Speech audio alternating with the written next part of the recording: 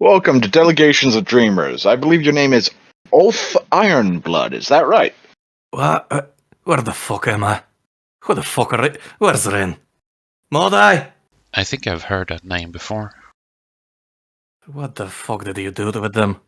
Didn't we interview him a bit ago? What? Either you're bringing me back where I came from, or I'm taking this sword and I'm stabbing it through your chest right now. You mean that sword with the godly connection? I has been doing very good job at cotton. Yes, well, unfortunately, I doubt it will do much here. This is the world of dreams and forgotten memories. We are simply figments of your dream. I haven't slept in months. What kind of dreams could I have? Maybe one's from being knocked unconscious. What kind of things have you been cutting with that sword? Demons, monsters, giant snakes with an orb of destruction within its mouth. I was in the process of killing a god, and I was pulled here right now. Don't worry, we'll send you back soon. We have heard about your dealings with the Unborn One. That is the god you're trying to slay, is it? At least is being presented as a god. I don't really care. For me, it's just another thing to whack. And you believe it should be enough to just whack it? So far, enough whacking has been very much enough to get the results I am used to. Speaking of gods and whacking things, it seems like you are fond of fighting. If you were a god, would you say you would be a god of the fight? I dunno if I would ever consider myself a god. I'm simply Ulf, I'm simply a dwarf. You look a little different than a normal dwarf. A bit tall for a dwarf. When you make enough stupid decisions that always seem to work out, you have some changes happen to you. Although this one was not so much from stupid decisions as much as the gods understanding that we're their last hope, apparently. Last hope to take down the Unborn One? Aye. It's been a slog of a travel. Feels like several years, even though it was at most half a year. Do you remember how your quest began? I wouldn't call it a quest, I simply don't like it when the place I live in gets fucked around without me agreeing to it. Back in the day, I was stupid wee dwarf with blocked off memories, fresh off regaining my mind after having it taken control of by a bunch of snakes. Why did they take control of your mind? Before that, do we have at least any booze here? If we are gonna chit-chat, I would much prefer to have the presence of some booze. We'll have the kobolds bring you out some. Aye. Right. What did they ask? How come the snake people tried to control you? 'Cause they're bloodthirsty creatures that control anything that steps into their lairs. And I was dumb enough to dig into it. So, what did they make you do? Turn me axe against me own kin, me own blood. Until my clan was no more. I thought that was it, but they sent me on a rampage that has left me with the title of Kinslayer, known by the few remaining dwarves of Tradheim. How did you eventually break out of that? Probably went too far away on my rampage from the one that was controlling me. I don't know, I don't understand this shite. Even when I did regain consciousness, I had enough of the magic in me to block off the memories and make me think that I was talking to me pa when I was talking with me a weapon. That weapon that appears to be blessed by the gods. Oh no, that weapon I was talking to was a mere axe. This knife is the result of us releasing a god primordial. Yeah, that's the word. He gave each one of us a boon. I dumped a bunch of the magical equipment I had at the time, and he merged it into this blade. Realm Guard, he called it. And what about you? Do you keep the same name? Ulf has always been Ulf. I meant for your blade. My apologies. Well, after having a second good blade taken from a Redoom, I decided to dub me blades Butterknife 1 and 2. You do seem to have a lot of weapons. Aye. Sometimes slashing doesn't do enough, so I switch to bashing. I do what I can. A few times I've grappled and tossed enemies. At one point I recall I grabbed at some walking trays and shoved them in cracks of reality. Anything is a weapon when you're stubborn enough. Looks like the kobolds are bringing you your ale. Ah, a bit small, but it'll do. I'm not 100% sure because it seems to be only lingering remnants, but were you cursed by a fae and a goddess? There was a bloke named... I believe Mordai called him the proprietor. I didn't interact with him too much. Apparently he randomly appeared and gave stuff for achieving something. I didn't like him for stopping time to do it. It was very weird. He got angry at me because of one of the things I've done. I was only trying to gather up water for Wilda's tea, but apparently it was quite flammable, and there was a portal to the Feywild. Oh. One thing led to another, and he appeared before me, covered in flames. And I became smarter. You set fire to the Feywild? I'll just add it to my growing list of horrible, horrible things I've done that will probably have me hated by someone. To be fair, the queen of the Feywild was in Tredheim at the time, and she was a right cunt.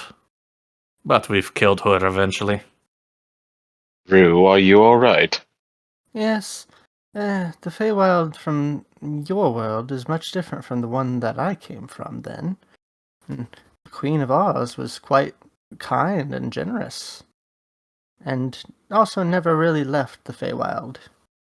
Then I do know who he was, but I don't have a habit of asking for details. She was puppeteering with a crown on her head. Puppeteering creatures made out of wooden flesh. It was disgusting. Indeed. As for the god, at one point I thought I found a solution to fix the mistake I've made of slaying my own kin, of wiping them from the existence of Tradheim. But I was too blinded with my own desire to fix it, and ended up under the subservience of a different god who shaped my mind in a way that made me forget what I did. Forgetting what you've done might have been a blessing. Ignorance is such a distasteful bliss. What was the name of this god? She's dead now, but I believe she, Rosemary? Could it have been Rosaria? Aye, that could be it. She didn't have any followings left alive, so if there's no followers, then there's no god. Oh, it was a god of belief. One that is only formed by followers. Well, you're asking me questions I don't know answers to. As far as I understood, that's how all gods worked. That does seem accurate. I wouldn't say I've known gods, but I've known of gods who simply ceased to exist because their following was wiped out. On to a question that you might be able to answer. What happened to those curses? I forced them to adopt to me desires. First, they enhanced me capabilities, me fighting prowesses. Then the two gods that helped me ascend put their arms in as well. One turning me into the titan that you see right now. The other one, Shahati. She helped me by adjusting the curses a wee bit further. As such, I can now cast spells a bit, even when I'm in blind rage. Very useful at times. And how do you go about meeting these gods, especially the ones that you seem to have pissed off enough to curse? I don't come looking for them. I stumble upon them by accident. And through doing, as Mordai calls it, Ulf moves. The Rosaria one was from the casket. The proprietor reacted to the Feywild. The other gods reacted because we saved one of their brethren. The one that made me the first knife. The butter knife, right? Aye. Almost got stolen by a fucking Redoom. How'd that happen? I didn't have enough time to reach the damn fucker. And he was fast. So I decided to try and throw me blade at him. I missed. He swiped it and tried to teleport away. But I think he pussied out after I shouted nay at him. You do seem quite intimidating. I would like to consider me so. One of the few things I should be good at. What other things would you say that you're good at? Drinking. Making things, I guess. The transformation into the Titan has allowed me to freely shape any metal as I wish. Oh, maybe you could fix our sink. You're what? Never mind. We spoke to a friend of yours, Renari Andoral. She actually mentioned your ability to shape metal. Your last name is Ironblood, so do you have blood made of iron? By this point, probably. I do have iron in me. I'm actually not sure how the fuck it works by this point. But it would be very nice if me blood was replaced with booze. I think your kidneys would have an issue after a while, but who am I to tell a person how they go out? I've survived dangerous encounters against creatures that can telepathically send me to lava. I don't think that kidneys are gonna be me problems. I feel like if you replaced your blood with alcohol, after a while you would just not feel anything. Make him an even better tank. He can't feel pain. Aye. There's a saying in the dwarven traditions that humans drink alcohol to forget, while dwarves drink alcohol to remember. Booze has a very close connection to our kin. Are dwarves normally forgetful? It's not about being forgetful, it's about immortalizing something with the ritual of booze drinking. Has alcohol ever made you remember something you weren't able to remember without it?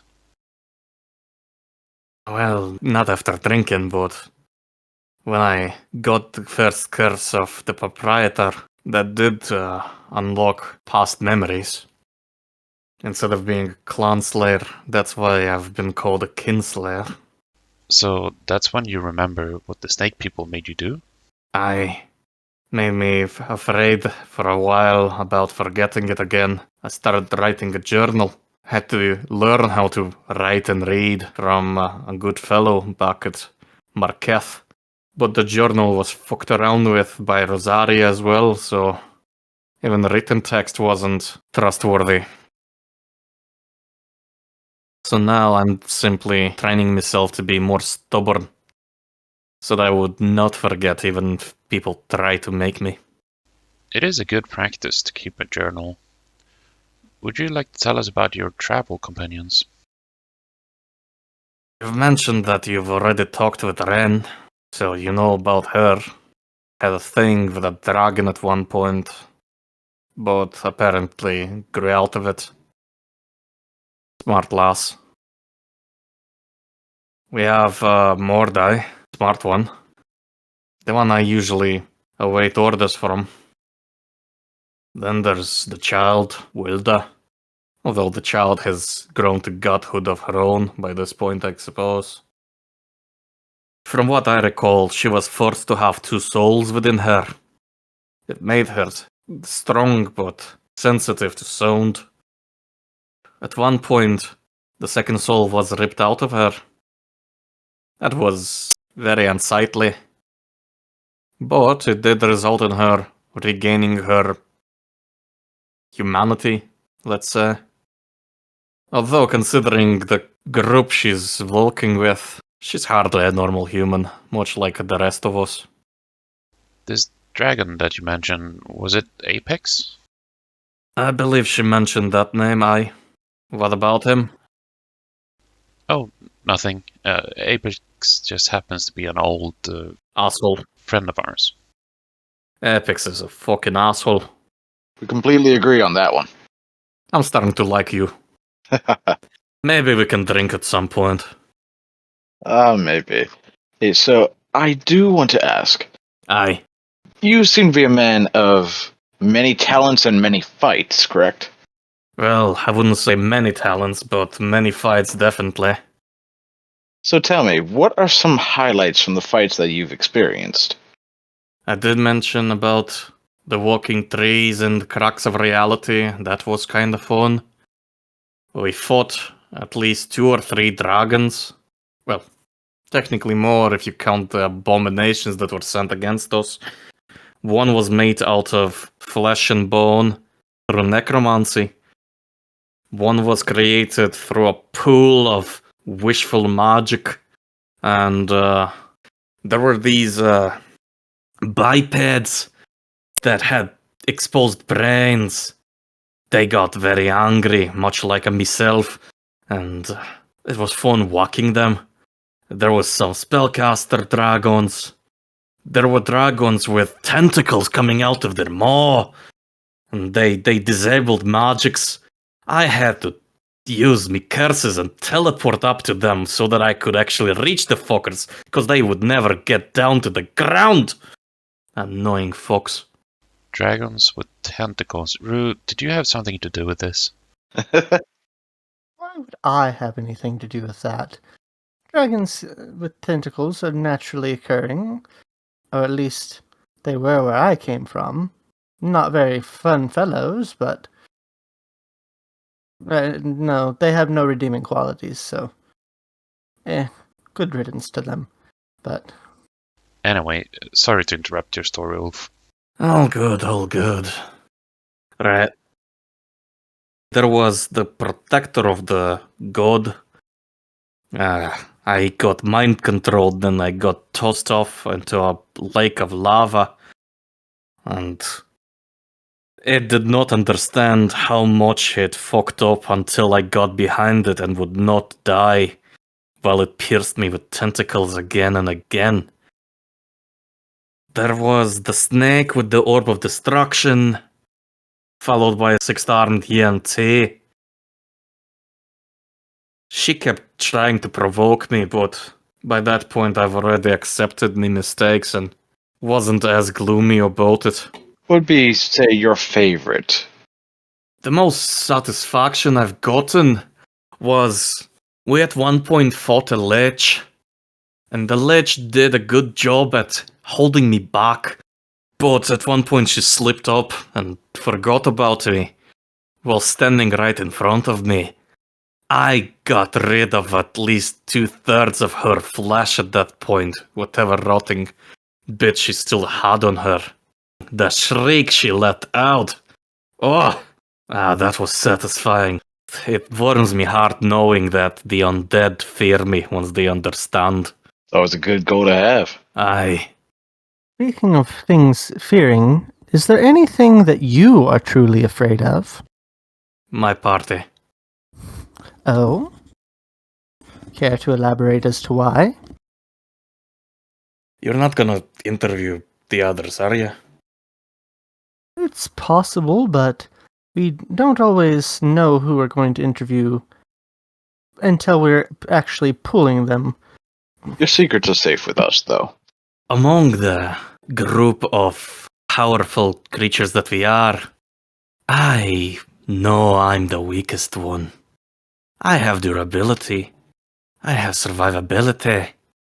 I have strength. I do not have the capabilities of the other three. If at any point I am to become their enemy, any one of them could quite easily defeat me. You all seem to have several powerful boons from gods.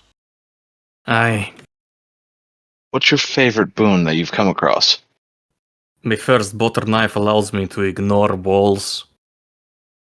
Sorry, ignore what? Walls. Oh, walls. I heard something completely different. Me being a titan also allows me to ignore Earth as is. But walking through a wall is quite fun. I would imagine that your strength alone would allow you to ignore walls. Aye, but this lets me do it effortlessly. I've grabbed a fucking troll through the wall like it was nothing. That's fucking sick. Yes, and probably quite surprising for the other person. Aye, that was during the fight with the orcish transmuter fellow, and then he then tried to combine the two corpses into a stronger creature, but he didn't make him strong enough to pierce through stone and iron. So I was safe. It was a pathetic little attempt, all things considered. So this unborn one must be quite powerful if all these other gods would give you such blessings to fight it. It's been affecting me mind, all of our minds. It's in this bubble that sucks up your magical capabilities, and the faiths that are currently present are keeping it protected still. It absorbs magic from anyone around it? Aye, it sapped into me mind and hurt it. When I used me magical powers to lash back at it, I seemed to have cracked its bubble a bit. It was weird. The whole area is raining pure magics, and there's a crack in the sky that's connecting to the other creatures that the onboard one is supposedly about to scare off, but we don't trust that it's gonna work. And so far, Mordai's intuition has not been wrong. Hey, Ashara, maybe we should grant him some boons too, just to help him fight this unborn one. That could be interesting. What boon would you like? What are your preferences? Allow me to strike with a non-physical method. That should be enough for me. Before we go granting any boons, I just want to point out it might not be good for us to interfere with the dealings of other worlds. Yes, well, I was thinking more in the line of granting him good dreams or ward off a nightmare. You're pathetically weak, gods. Well, we're not technically gods. We're just the most powerful things in this realm. Don't underestimate the blessing of having a good night's rest. I do not sleep. Then we don't tend to mess around with the other realms themselves. We're currently working on our own. Yes, we've got issues in our own realm that we must be sure to deal with. If you say so, in that case, no need for a fucking boon. I don't sleep. No need to do anything to me nightmares or dreams. I would prefer not to have anything else crawl back into me head. Had enough of that. There are several nightmares waiting in line, though, for when you close your eyes. Aye, and I don't. Do you have any plans for when you've slain the unborn one? Nah. I don't make plans. I'll probably go first and continue fighting. finding someone else to fight. That's all I'm good for. That's all I'm going to continue doing. Me and Greymane, as long as he's alive. Alright. I believe that's all the time we have for today. Can I have some more of this ale with me? Of course, take it with you. I do want to say, I do hope that you're able to defeat the unborn one. We shall. Right. Well, I believe we shall wrap up with that day. We will give you one last ale, and I hope you have a good awakening. Aye, cheers.